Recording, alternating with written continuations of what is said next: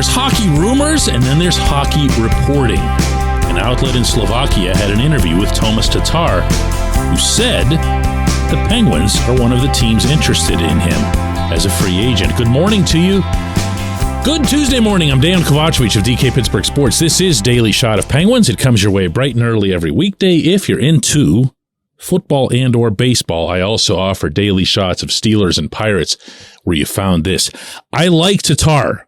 I'm going to put that out there before I even get going this morning, all right? I've always liked his game.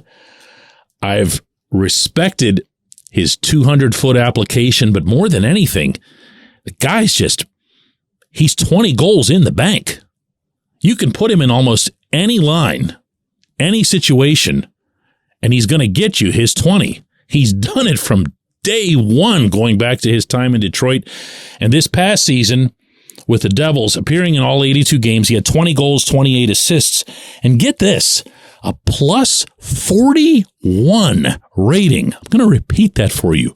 Plus 41. Best on the New Jersey roster by a mile. In fact, parenthetically here I'll add, second best was Ryan Graves at plus 34. So if the Penguins were to get Tatar, they would have taken the top two plus-minus guys off of one of the top rosters in the conference from last year. Right? That's fun. And by the way, don't turn your nose up at plus-minus in every context. That's now a cool thing to do in hockey circles. Plus-minus. Plus-minus means next to nothing within a game. It means a little bit more than next to nothing over the span of a month or two. It means a lot over the course of a full season. The sample size is really relevant when it comes to that. Now, that's not to say there aren't better metrics, but it's a metric, and it's a fair one to assign to anybody, good or bad, when it comes to a full season. Tatar is responsible, in addition to being a finisher, a class finisher at that, 13.7 shooting percentage. Again, that's what he had last season, but that's what he's had throughout his career. He's a guy who can score goals in a lot of different ways. And every time that he does, even in a really impressive fashion, you don't get that surprised. You know what I'm saying? It's kind of like, I'm going to try to give you, if you're not familiar with his game, I'm going to try to give you a recent comparable here with the Penguins, but this isn't really doing him justice either. It would be like a Danton Heinen. When you saw Heinen score a really, really nice goal or make a quality play, you never said, whoa, where did that come from? Now, the reason I hesitate here is that Tatar's done it for 12 years. He's done it way more consistently, way more productively, and he's an infinitely better defensive forward than Heinen, who isn't really good at it at all. So now I say this, and you wonder, why isn't he already in Pittsburgh? Well, there's a couple of things at play. One is the omnipresent salary cap. The Penguins are at around $700,000 in cap space, which won't get you much of anything, obviously. You're allowed to go over the cap to a degree in the offseason, but you've still got to find a way to work back under it by the time things get serious.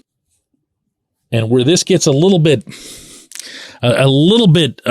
uneasy, I would think, from the Tatar perspective, is that he's 32, and even though he's durable and still productive and everything else that I just mentioned, those are the kind of players that in this post-COVID cap environment tend to get PTOs. You know, camp tryouts. Come on in and show us everything you got. That was the Brian Boyle deal. And if I'm Tatar, even if I like the idea of coming to Pittsburgh, I don't like the idea of going anywhere on a PTO versus having a guaranteed contract. And more than anybody, these are the players who've gotten hosed by Gary Bettman's flat cap. And these are the players whose agents are the angriest about Bettman and his flat cap. I don't want to waste any chunk of this episode getting into the specifics of that, but let's just say that there are a lot of people that don't feel the cap needs to be as flat as Bettman's insisted on making it while he tries to get the owners back the money that was lost during COVID.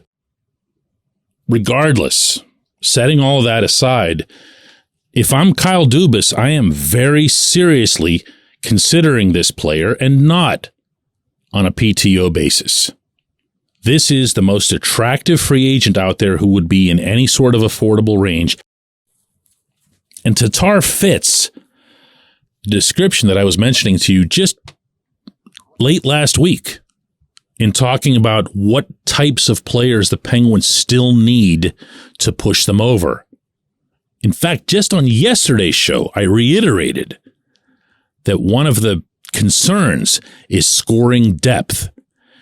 You do have some additional defensive players on your bottom six, and I think they're going to make a difference in terms of overall defending, in terms of overall grit. There's even some additional speed and skill added, but not necessarily a whole bunch of points. Tatar can not only get you some points from a third or even fourth line, but he can bump up. He can bump up as needed. Heck, I got to tell you something right now. Jake Gensel's out for any appreciable amount of time, whether it's 5 games like the team is forecasting or more. He's the guy that goes up and plays with Sid. That discussion ends the moment Tatar is acquired.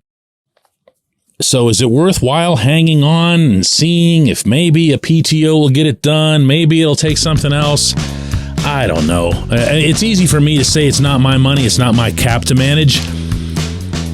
But I look at Tatar and where he just was this past season, and I say I want that player. When we come back, J1Q.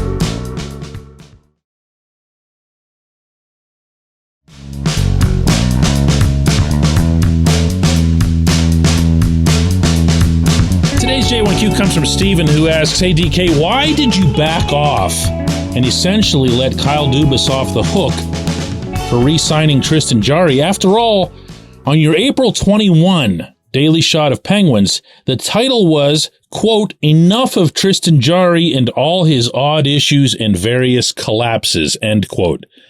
Steven, I've got a million different ways that I can answer this, but I'm going to start by wishing, really, that you'd been specific as to what you see as backing off.